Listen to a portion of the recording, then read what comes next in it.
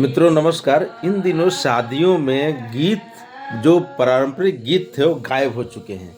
लेकिन वो कहाँ पे हैं, कैसे हैं, किस रूप में हैं, आजकल की बेटी बहुएं नहीं समझ रही हैं।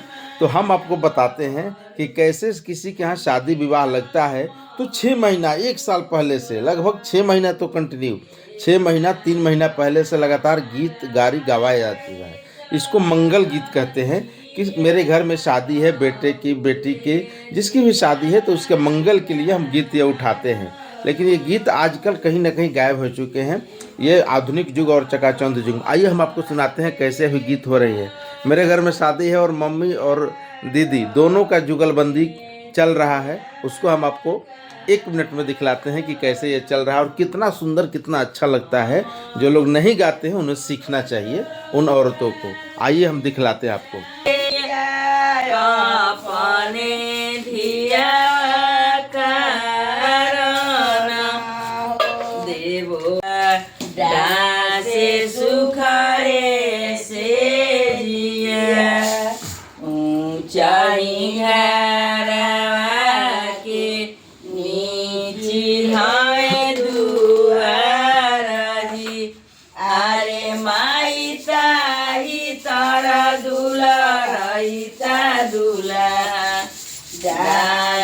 सुखारे से धावाला धूपल सुहा पास चली हो आईली। अरे माइला पकी धाई ले दुल्हनिया। अरे माइला पकी धाई ले दुल्हा।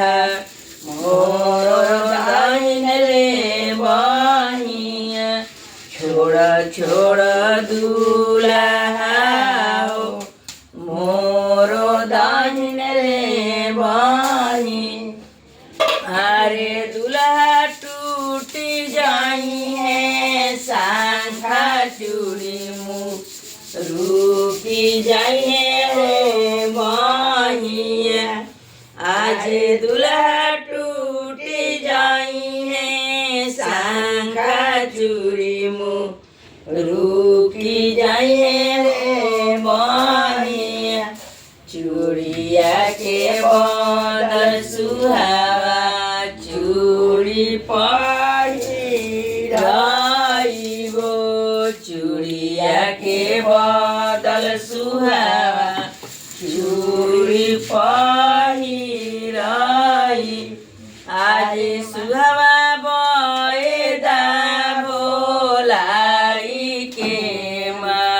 राई देवो रे बही।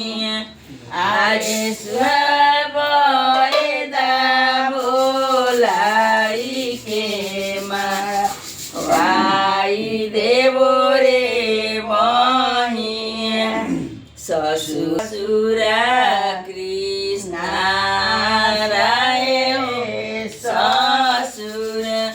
आज ससुर रहू रे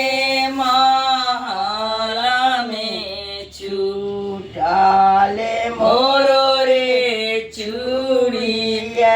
आजी ससुर रहू रे महला। देख रहे हैं अपनी काम करते हुए लोग गीत गा रही है, चावल भी चाल रही है और गीत भी गा रही है। यही मंगल गाना है। अपना काम करते हुए घर में बैठ के आराम से सुबह शाम जब जी में आए गीत शुरू हो जाता है।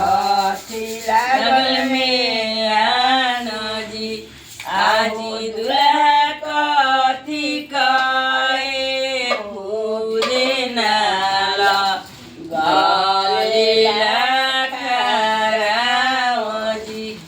आजी दूल्हा कथी काए पूरे। हम लोग गांव का शुद्ध चावल खाते हैं, बोड़ा से आता है और यहाँ पे चाल के बना के खाते हैं।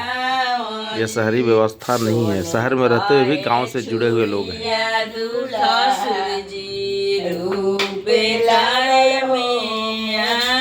झूठा तोहारो मम्मी पापा कुला परिवार जी। आजी दुल्हा झूठे तोहरो